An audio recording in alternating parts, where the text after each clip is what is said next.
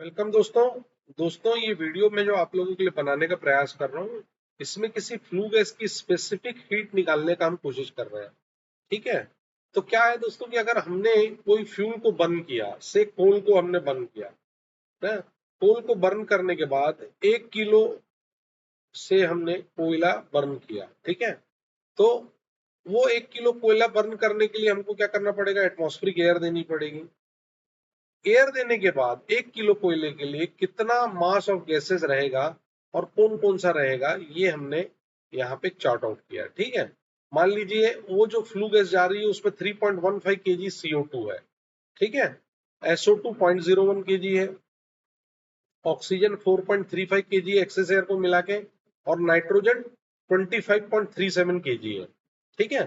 तो mass of gas पर KG of fuel burn, करीब करीब टोटल फ्लू गैस, आप मान लीजिए आपने किसी कोई एक कोयला नहीं मैं लिख रहा हूं, कोई एक फ्यूल आपने जलाया, कोई भी 1 किलो फ्यूल जलाया है ना, और वो फ्यूल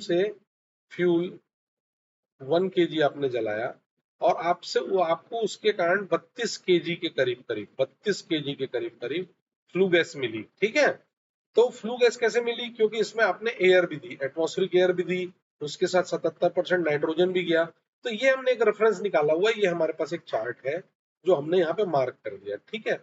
अब हमको ये निकालना है कि फ्लू गैस की स्पेसिफिक हीट कितनी होगी। हमको अलग अलग की स्पेसिफिक हीट तो चार्ट करके दी रहती है। तो अब देखिए इसका मास फ्रैक्शन निकालिए। मास फ्रैक्शन निकालने का क्या तरीका है दोस्तों? मास फ्रैक्शन निकालने का तरीका ये है कि देखो, ये 3.15 आपको CO2 मिला, तो यहाँ पे आप क्या करोगे? 3.15 डिवाइडेड बाय दिस 32 की है, तो इससे ये आ गया 0.1। ऐसे ही यहाँ पे 0.01 डिवाइडेड बाय 32, तो ये करीब करीब 00 ही आ गया।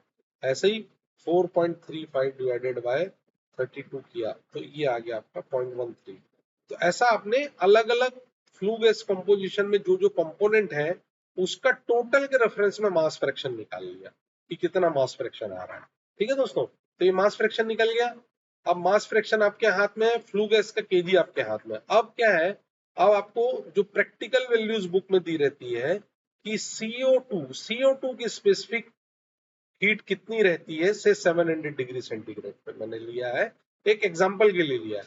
तो इसकी स्पेसिफिक हीट किलो कैल्स पर नॉर्मल मीटर क्यूब में इतनी रहती है, इतनी रहती है SO2 की, ऑक्सीजन की इतनी रहती है, और नाइट्रोजन की इतनी रहती है। तो सबसे ज्यादा देखिए अब स्पेसिफिक हीट किसकी रहती है? सल्फर डाइऑक्साइड की रहती है, उसके बाद फिर CO2 की रहती है ना। तो हमने क्या किया, इनको चार्ट आउट कर लिया। अब ये हमने बुक से वैल्यू ली है क्योंकि ये मेजर्ड वैल्यू होती है, इनको मेजर करके निकाला गया है ना, एक पर्टिकुलर टेम्परेचर पे 700 डिग्री पे कितना रहेगा, ये मेजर करके हमने निकाल लिया। अब क्या करना है दोस्तों, जो हमने स्पेसिफिक हीट चार्ट से ली है और आपका जो मास रेशियो आया है, specific mass ratio flue gas का, इन दोनों को मल्टीप्लाई आप कर दोगे, ये A है और ये B है, तो A इंटू बी कर दोगे आप, तो पार्शियल स्पेसिफिक हीट आपको निकल के सामने आ जाएगी। ठीक है। A1 into B1, A2 into B2, है ना, A3 इंटू B3। यहाँ पे क्या है, ये A1 है, ये B1 है, ये A2 है, ये B2 है, ये A3 है, ये B3 है। ये यहाँ पे निकल के सब सामने आ गया दोस्तों, है ना। तो अब ये निकल के आ गया सामने, यहाँ से यहाँ तक पूरा का पूरा ये पार्शियल स्पेसिफिक आ गया। लेकिन ये किस में आया? नॉर्मल मीटर क्यूब में आया। हमको किस में चाहिए? केजी में चाहिए, क्योंकि हम जब मल्टीप्लाई करते हैं स्पेसिफिक हीट से हीट निकालने का, तो पर केजी ऑफ फ्लू गैस में हमको निकालना पड़ता है। तो अब इसको कैसा करोगे? तो मैं पहले वाले के लिए आपको एग्जांपल बता दे रहा हूँ दोस्तों, है ना। जैसे आपका partial specific heat of gas आया ये 0.0479 किलो कैल्स पर एनएम क्यूब पर डिग्री सेंटीग्रेड। ठीक है। अब आप इसको क्या करो, 4079 इंटू, ये CO2 का था, तो इसको क्या करो, डिनोमिनेटर में CO2 का वेट रख दो। ठीक है। और ऊपर में 22.4 लीटर, ये सबके लिए है ना, कांस्टेंट है, this is a constant. 1 mole of gas का वॉल्यूम कितना रहेगा? 22.4 रहेगा। जब आप इसको मल्टीप्लाई करोगे ना दोस्तों, तो ये केजी में कन्वर्ट हो जाएगा। ये स्पेसिफिक हीट, देखो ये केजी है, ये वॉल्यूमेट्रिक है, वॉल्यूमेट्रिक के रेफरेंस में ये खत्म हो जाएगा। इसका एनएम क्यूब और इस वाले का एनएम क्यूब कट जाएगा, ये और ये कट गया, और डिनोमिनेटर में केजी बच जाएगा। तो आपको करना क्या है दोस्तों, फिर से मैं बता रहा हूँ, देखो आपको करना क्या है, मैं आपको CO2 का बता रहा हूँ, है ना। आप क्या करेंगे, आपको स्पेसिफिक हीट आ गया 0.479 kilo cals normal metre cube पर डिग्री सेंटीग्रेड। इसमें आप क्या करो, 22.4 litre, this is constant volume for any mole of gas, KG mole, gram mole, है ना, जो भी है।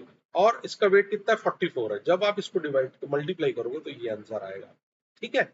अब इसके बाद हम क्या करते हैं दोस्तों, इसके बाद हम क्या करते हैं, सेकंड वाली गैस।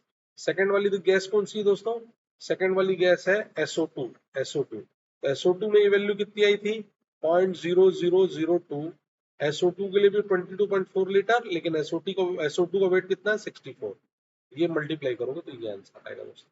ऐसे ही इसके लिए निकालना है, इसके लिए निकालना है, इसके लिए निकाल लो। देखो ये और ये हटा दो, है ना। यहाँ पे आपको क्या लिखना है, ये वैल्यू कितनी आई थी, 0.0452 इंटू 22, और ये कहा का O2 है, 16 दूनी 32, 32 इसका वेट नीचे लिख दो, ये आंसर ये आ गया। ठीक है।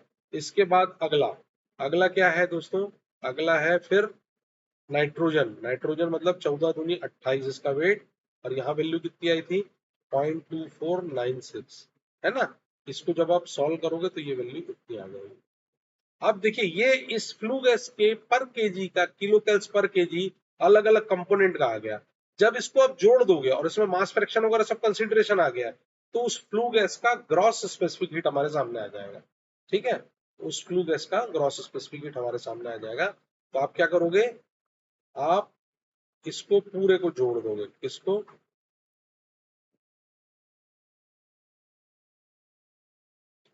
ये, this plus plus plus, answer आ जाएगा आपके सामने ये। So this is your answer, 0.2557 kilo cal पर KG per degree centigrade. So this is your specific heat for this composition of gas having this component for 1 kg of fuel। 1 kg fuel के लिए आपको उसकी जो specific heat आएगी वो ये आएगी। ठीक है दोस्तों। सो ये मैं समझाने का कोशिश किया हूँ दोस्तों, हमको फ्लू गैस की स्पेसिफिक हीट कैसे निकालनी है। आप लोग और बेटर तरीके से इसको रिफाइन कर सकते हो। Thank you very much.